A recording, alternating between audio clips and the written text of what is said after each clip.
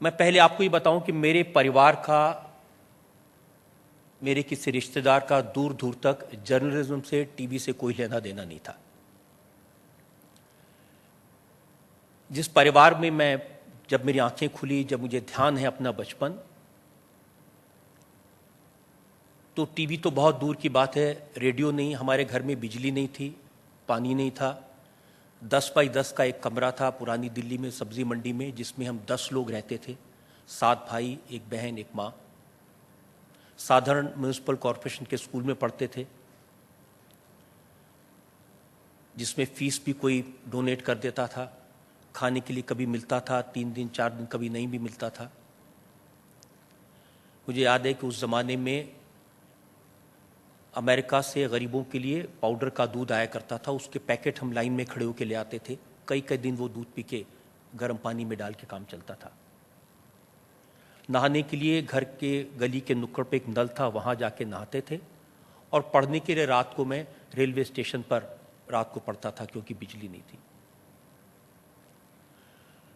Media में आएंगे, TV पर आएंगे, ये कभी सोचा नहीं था। एक घटना ज़रूर मुझे याद है, उस ज़माने में सिर्फ दूरदर्शन था, और मृणाल जी को शायद याद होगा कि दूरदर्शन पे जो फिल्म है, फीचर फिल्म, वो आधी फिल्म शनिवार को आती थी, उसका बाकी हिस्सा संडे को दिखाते थे। तो हम पड़ोस में किसी के घर में टीवी था, वहाँ देखने जाते थे। एक शहीद भगत सिंह पर जो फिल्म बनी थी शहीद, वो मैंने शनिवार को आधी फिल्म देखी, और संडे को जब देखने गए तो उन्होंने अपने घर का दरवाज़ा बंद कर लिया, हम अंदर नहीं जा पाए। मैं जब लौट के घर आया तो मेरी आंख में आंसू थे। बाबूजी ने पूछा कि क्या हुआ। 8 साल का था मैं उस समय। मैंने कहा कि हम आधी फिल्म देखी थी और अब गए, उन्होंने दरवाज़ा बंद कर लिया, हम बाकी नहीं देख पाए। तो उन्होंने कहा कि किसी दूसरे के घर में किसी तीसरे को टीवी पर देखना जाते हो, अगर दम है तो कुछ ऐसा करो कि तुम टीवी पर आओ और लोग तुम्हें देखें। उन्होंने किस सपने से, किस बात से, क्यों ये कहा था, आज तक मुझे समझ नहीं आया, क्योंकि उस वक्त में तो कोई कल्पना भी नहीं कर सकता था कि हम टीवी पर आएंगे। उस समय तो रेडियो सुन लें, यही बहुत बड़ी बात होती थी।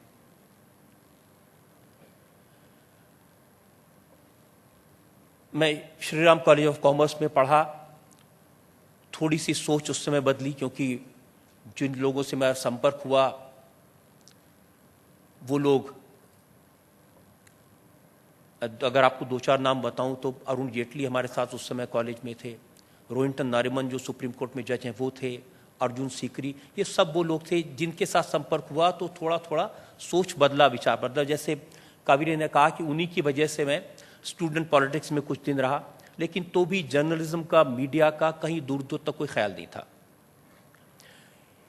ये जर्नी कैसे शुरू हुई है मैं आज बताता हूं आपको, इसकी कभी मैंने ज़्यादा चर्चा नहीं की। मैंने बीकॉम किया, एमकॉम किया, और सपना ये था कि लेक्चरर बन जाएंगे, और उसमें उसके बाद काफ़ी समय रहा करेगा तो बहुत कुछ काम करेंगे ताकि थोड़े से पैसे ज़्यादा कमा सकें, घर वालों का ध्यान रख सकें। उस समय मेरी मुलाकात जनार्दन ठाकुर से हुई, और भारत में पहली बार उन्होंने जैक एंडरसन की तरह एक फीचर सिंडिकेट लॉन्च की। उन दिनों में एंडरसन की फीचर सिंडिकेट अमेरिका में बहुत पॉपुलर थी, उसका बहुत नाम था। तो जनार्दन ठाकुर ने आनंद बाजार पत्रिका की नौकरी छोड़ के वो शुरू किया, और उन्होंने मुझे, चूँकि गर्मियों की छुट्टियां थी तो मैं काम ढूंढ रहा था, उन्होंने मुझे एज ए रिसर्चर रखा। करीब 3 महीने मैंने उनके साथ वो रिसर्च का काम किया। वो आइडिया देते थे, और मैं कहूँगा किस्मत, उस समय मुझे याद है कि एशियाड 82 होने वाला था, उसकी बहुत सारी इंफॉर्मेशन मैंने इकट्ठी की, उनको दी, उन्होंने लिखा, वो स्टोरी हिट हुई, और थोड़ा बहुत लोगों ने मुझे, जो हमारे जर्नलिस्टिक वर्ल्ड के लोग थे, उन्होंने जानना शुरू किया। और पहली बार 1982 में मैंने ऑनलुकर मैगजीन में एज ए रिपोर्टर ज्वाइन किया। ये मेरा पहला अनुभव था मैगजीन में काम करने का, जर्नलिज्म का।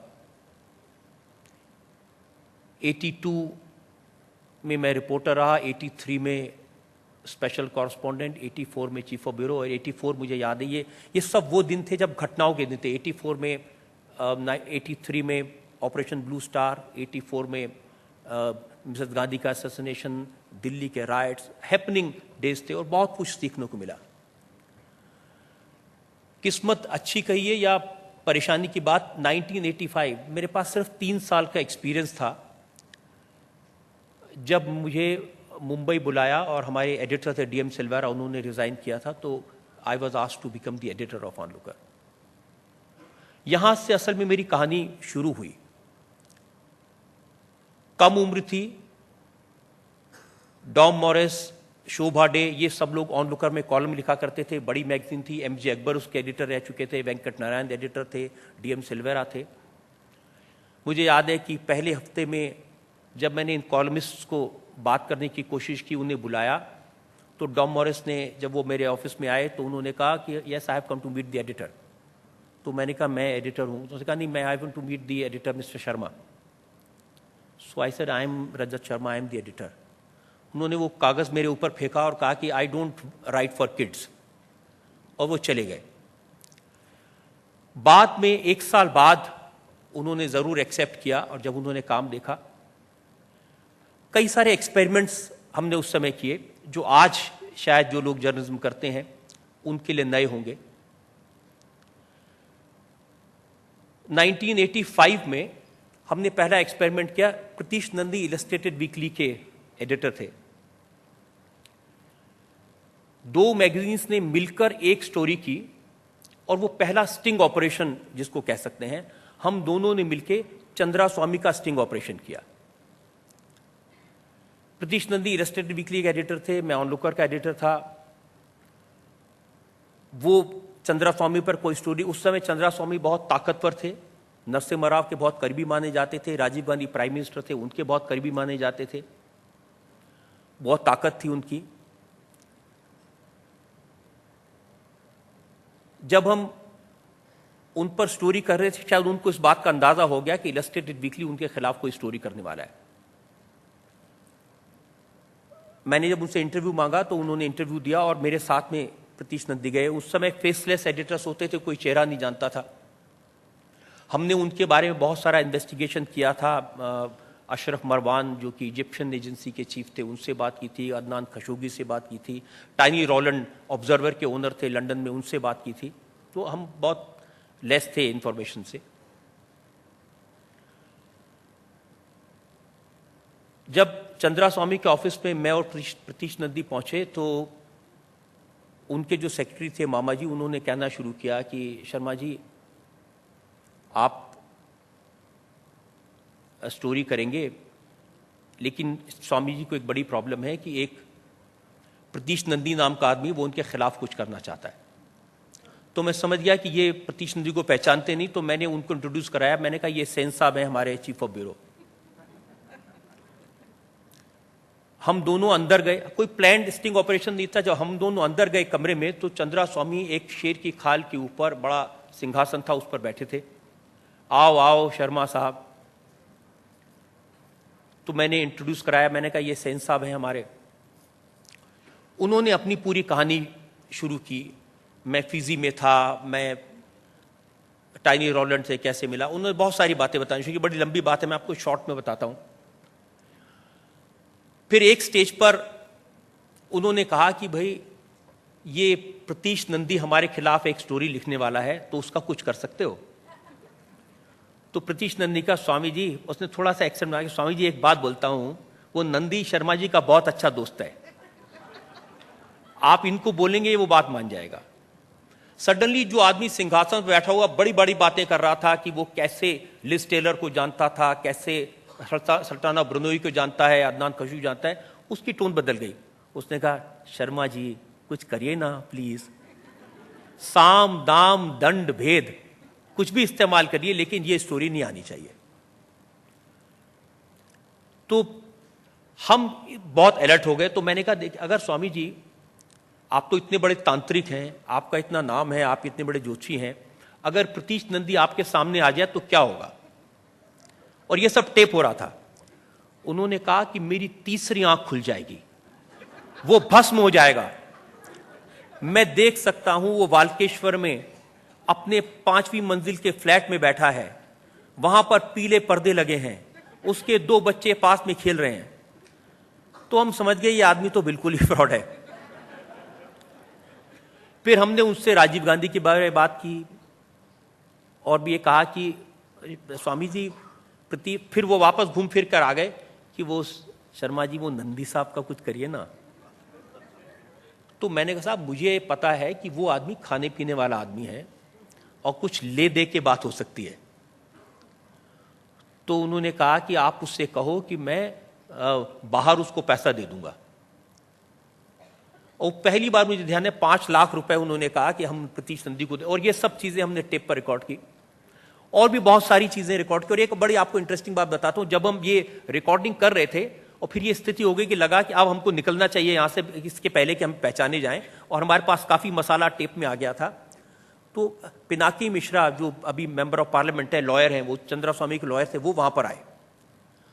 तो चंद्रा स्वामी ने उन्हें कहा कि पिनाकी देखो ये शर्मा जी मेरे बारे में लिखेंगे और ये उससे नंदी से ही बात करेंगे। तो उसने कहा अरे आप नंदी की क्यों परवाह करते हैं स्वामी जी, आजकल सब लोग ऑनलुकर मैगजीन पढ़ते हैं, इलस्ट्रेटेड वीकली को तो कोई नहीं पढ़ता। वो नंदी तो शराब पी के नाली में पड़ा रहता है। और प्रतीश नंदी ने मुझे कान में कहा हु इज दिस बास्टर्ड। तो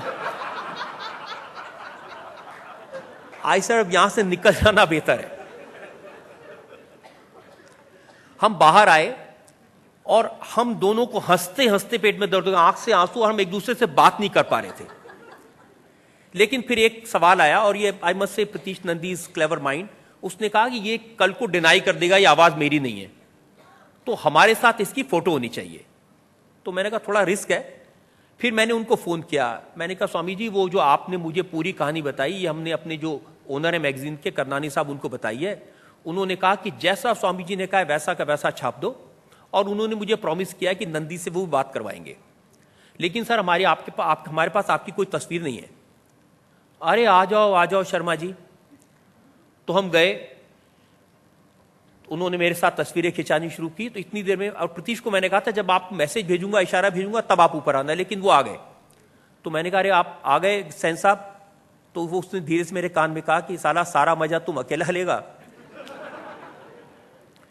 फिर उसने, स्वामी जी ने पूछा कि भाई ये, मैंने कहा भाई स्वामी जी मुझे ये ठीक नहीं लग रहा। सेन साहब उसने नहीं क्या बात है। मैंने कहा नहीं एक ऐसी बात कह रहे हैं जैसे आपकी लिज टेलर्स के साथ फोटो है, जैसे आपकी जॉन मैकेंद्रो के साथ फोटो है, ये सेन साहब भी आपके साथ फोटो खिंचाना चाहते हैं। और मैंने कहा मुझे ठीक नहीं लगता, ये भी आप दुनिया में जाके दिखाएंगे, रॉब मारेंगे।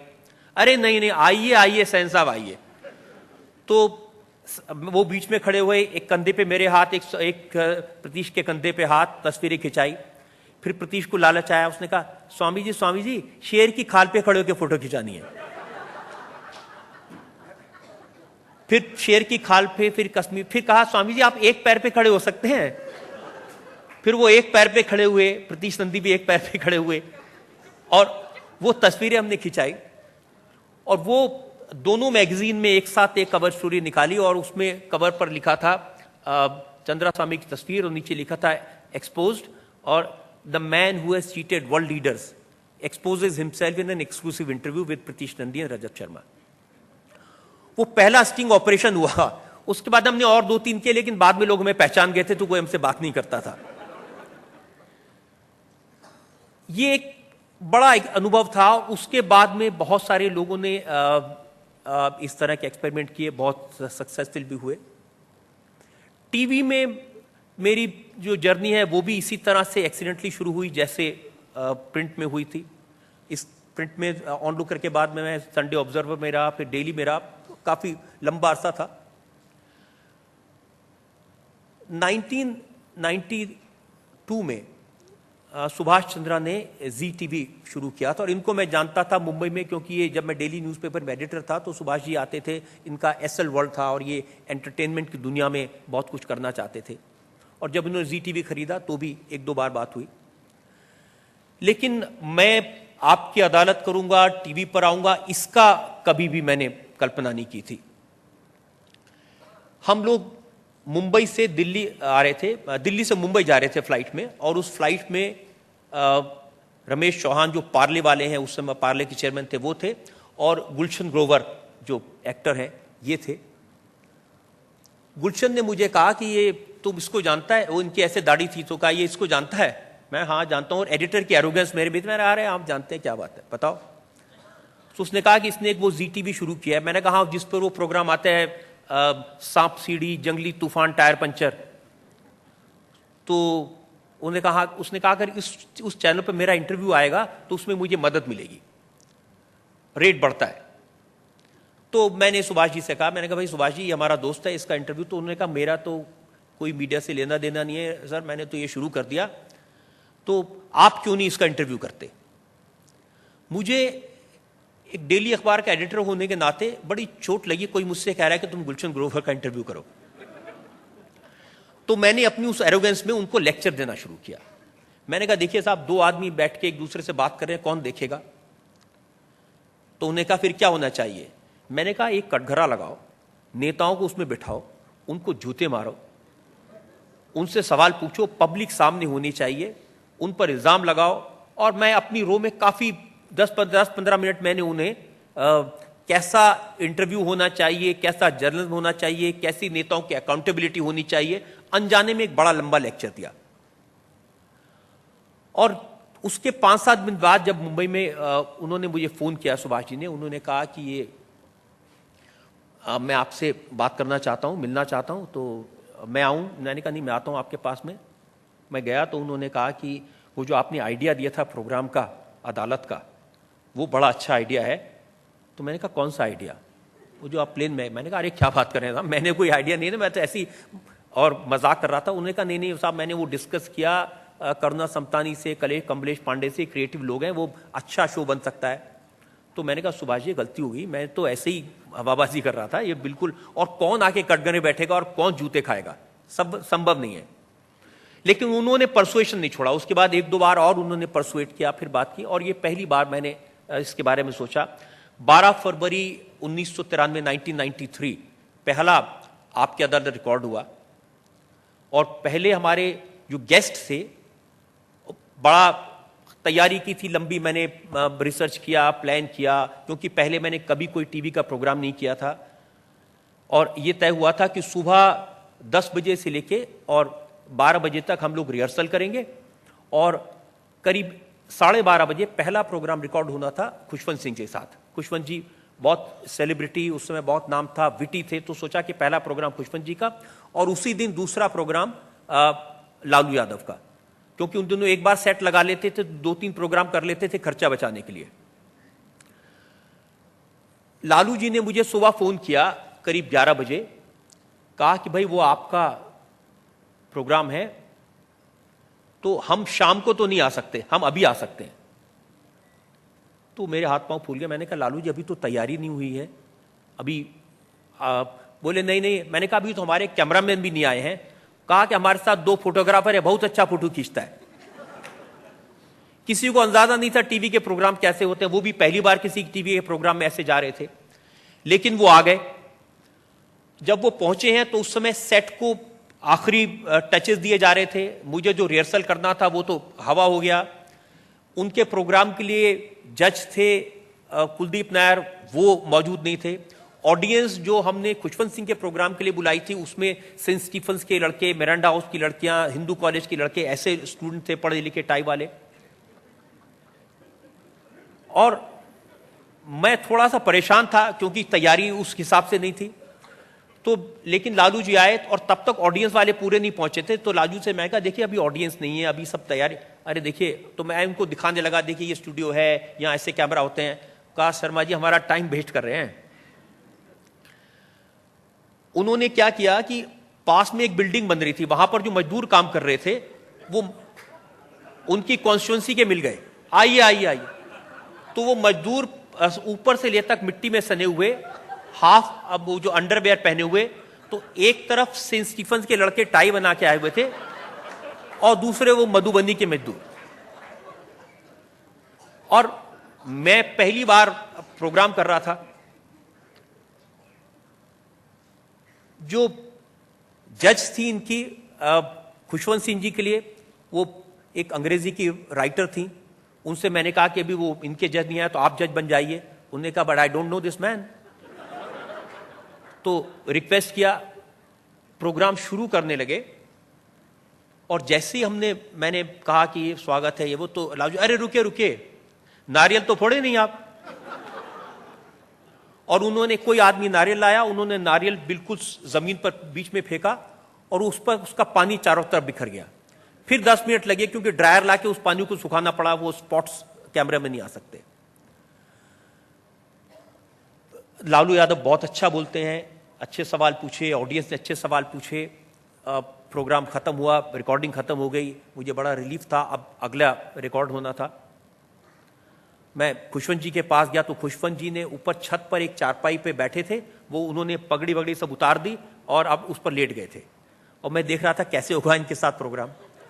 इसी दौरान हमारे जो डायरेक्टर थे प्रोग्राम के, वो आए, उन्होंने कहा कि सर बहुत अच्छा प्रोग्राम हुआ है, वो एक छोटी सी बात रह गई, छोटी सी, वो थोड़ा सा आपको कुछ करना पड़ेगा दूसरा प्रोग्राम करने से पहले।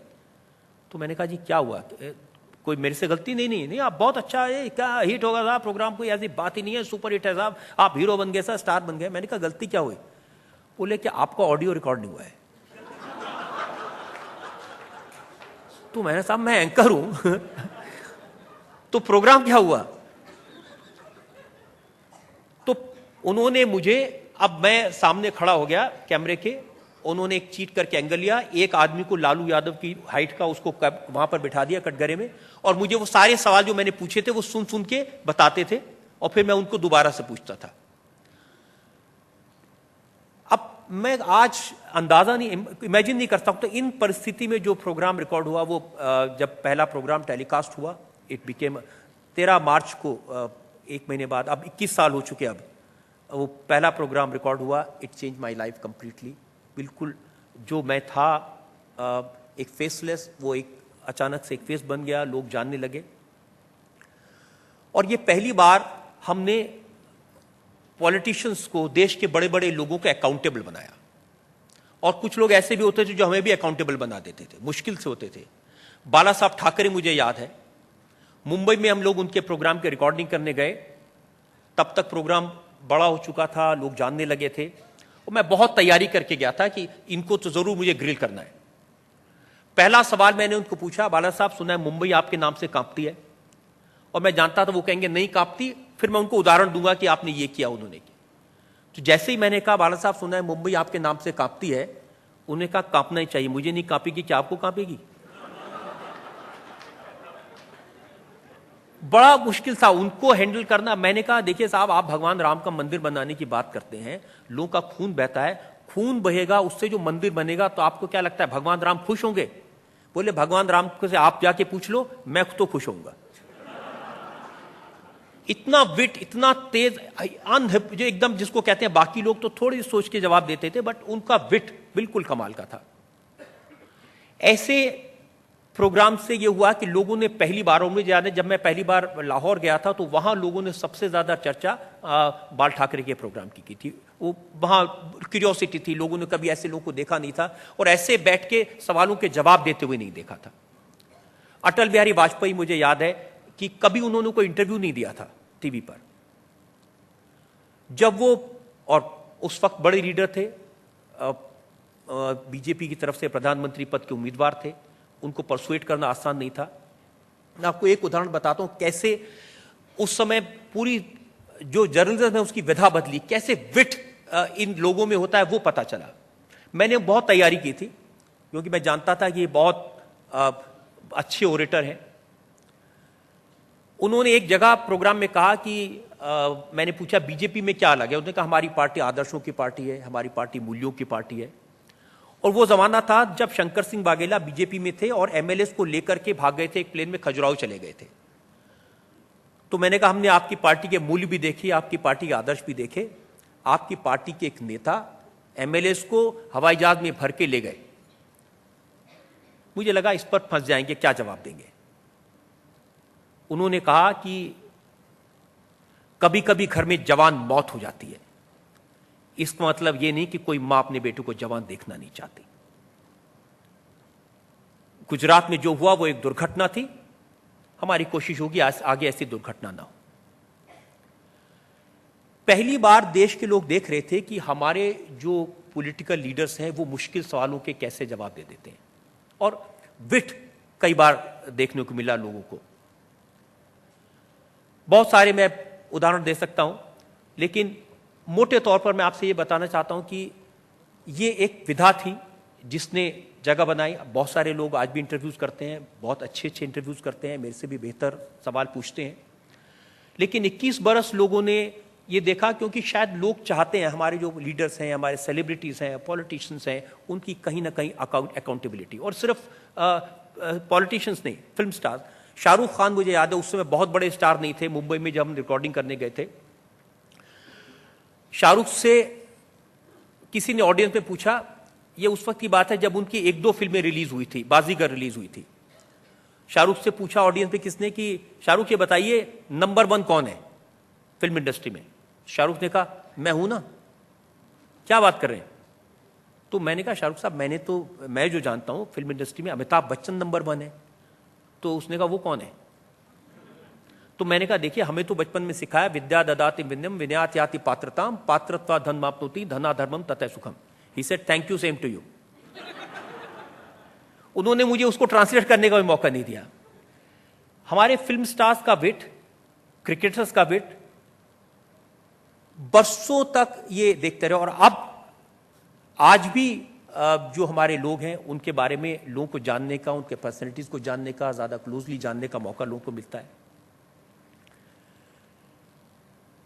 एक और माइलस्टोन था जिसका जिक्र, am I taking too much time, sorry, मुझे माफ कीजिए, मुझे याद ही नहीं रहा कि कितना वक्त देना। हाँ, आई वाइंड अप, सॉरी।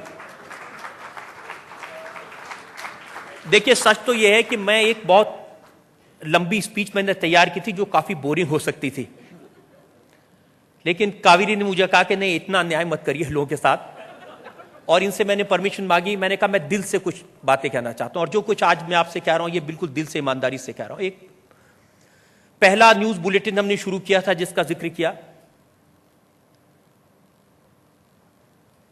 बड़ा मुश्किल था उस समय, न स्टूडियो था, न कैमरा थे, न टेलीप्रॉम्प्टर्स थे। मैं आपको छोटी सी एक बात बताता हूं, जब हम न्यूज बुलेटिन करते थे तो एक छोटा सा स्टूडियो था, जब उसकी एक्यूस्टिक करवाने लगे तो वो उल्टी हो गई। यानी स्टूडियो में होना चाहिए जो बाहर की आवाज है वो अंदर नहीं जाए और अंदर की आवाज बाहर नहीं जाए, वो उल्टा हो गया। बाहर की सारी आवाज अंदर जाती थी, अंदर की आवाज बाहर नहीं आती थी। तो जिसको हायर किया था उसने गलत काम कर दिया। हम जब न्यूज पढ़ते थे तो टेलीप्रॉम्प्टर नहीं था। सुभाष जी थोड़ा उस समय पैसे खर्च करने में कंजूस थे, तो हम एक टेलीप्रॉम्प्टर, यानी आप सब लोग जानते हैं कि उस पर लिखा आता है, कैमरे के में लगा होता है, तो उस समय हम एक बड़े बड़े रोल लाते थे पेपर के, उसके ऊपर लिखते थे, और एक आदमी कैमरे के पीछे खड़ा हो जाता, उसको धीरे धीरे ऐसे रोल करते थे, उससे पढ़ के हम न्यूज करते थे।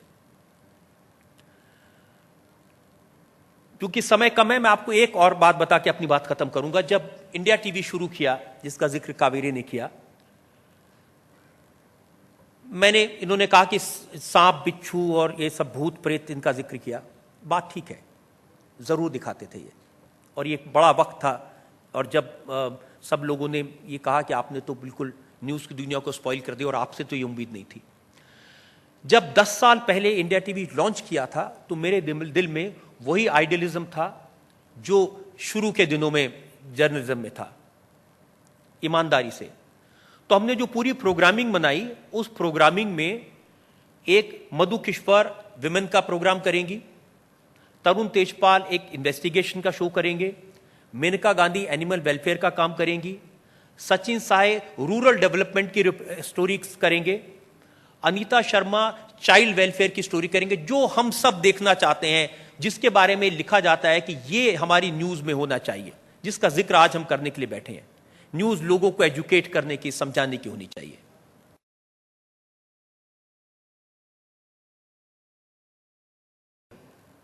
बैंक वालों ने चैलेंज किया, बैंक वालों ने कहा कि अगर आप अभी किस्त नहीं देंगे तो एनपीए डिक्लेयर कर देंगे। जो थोड़ी बहुत जमीन थी वो बेची, बैंक की किस्तें दी, लोगों की सैलरीज दी, वाइफ की ज्वेलरी बेचनी पड़ी ताकि सैलरी दे सके।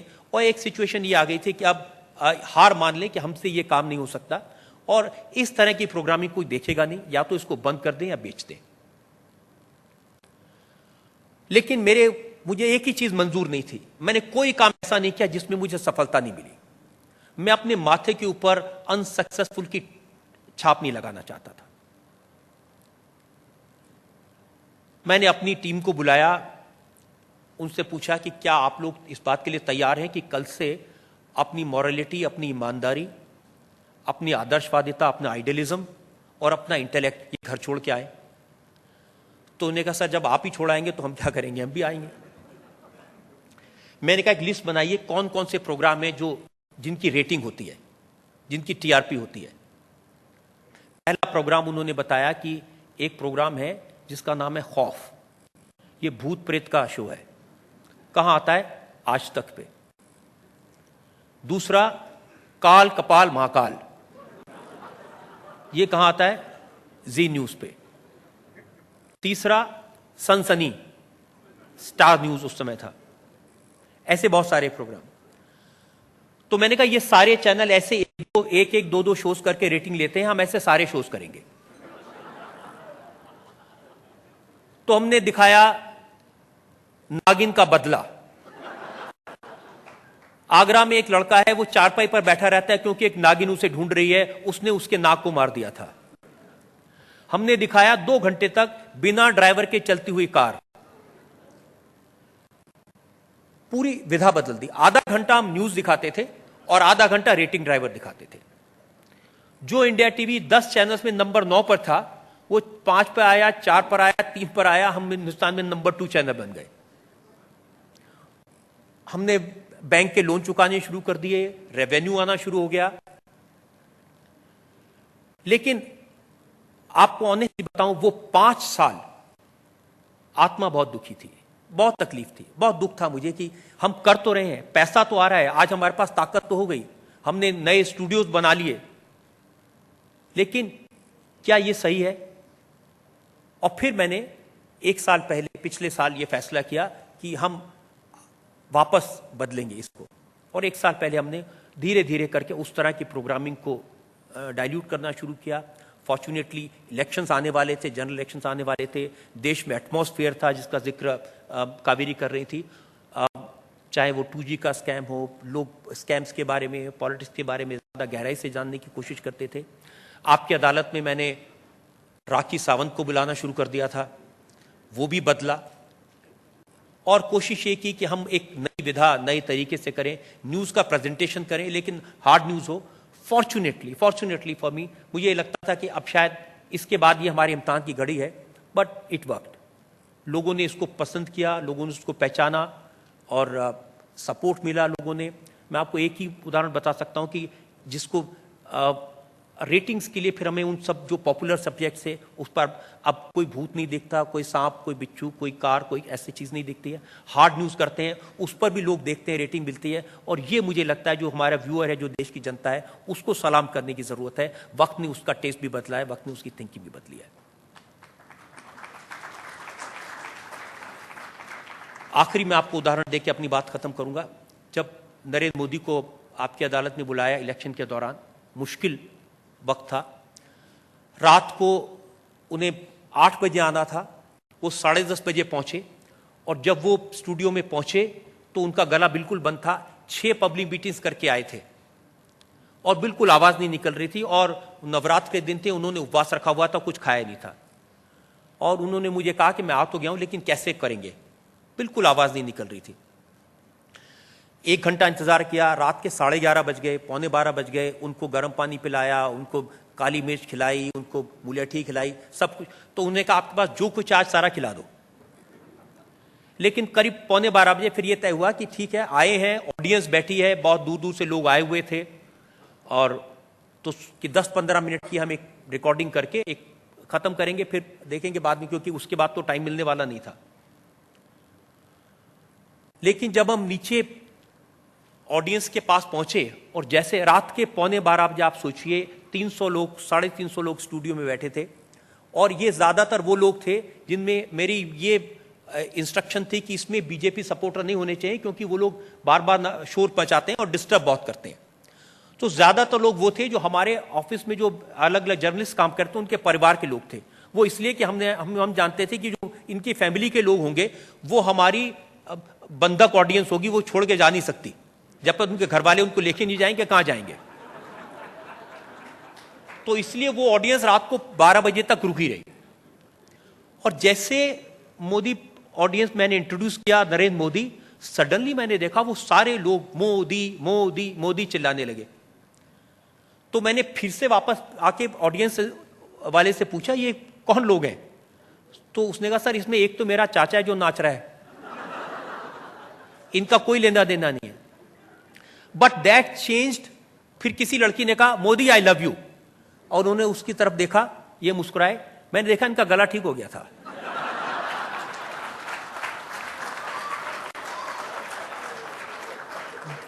वो जब जवाब देने लगे, कब हमने वो प्रोग्राम शुरू किया 1.5 घंटे तक, कब उन्होंने जवाब दिए। और आपकी अदालत में इससे पहले जो हाईएस्ट रेटेड शो था वो सलमान खान का था। 37% मार्केट शेयर जब सलमान खान का शो टेलीकास्ट हुआ था आपकी अदालत में वो था। जब मोदी की ratings I, I was amazed, 74% people had viewed this. और यूट्यूब पर 7 million viewers all over the world, जिसमें 45% अमेरिका में। मुझे लगता है ये कमाल है टीवी का, ये कमाल है आज के मीडिया का, लोगों की बात पहुंचाने का। लेकिन उसमें एक बड़ी बात है, जैसा मैंने पहले कहा कि ये सम्मान है हमारे व्यूअर का, हमारे लोगों का। वो क्या देखना चाहते हैं, अगर वो आपको उसकी भाषा में, उसके तरीके से, उसकी जरूरत के हिसाब से, आप ईमानदारी से अगर प्रेजेंट करते हैं तो वो जरूर देखेंगे। मुझे लगता है यही हमारा सबसे बड़ा लेसन है और यही हम सबको करना चाहिए। सिर्फ एक ही चीज का ध्यान रखना चाहिए कि हमारा व्यूअर क्या देखना चाहता है, मैं क्या दिखाना चाहता हूं वो दिखाने की जरूरत नहीं है, मेरे एडिटर्स क्या दिखाना चाहते हैं वो दिखाने की जरूरत नहीं है, लेकिन मेरा व्यूअर की जरूरत क्या है, उसकी उत्सुकता मैं कैसे पूरी कर सकता हूं। अगर ये कर पाए तो हम सफल होंगे। Thank you.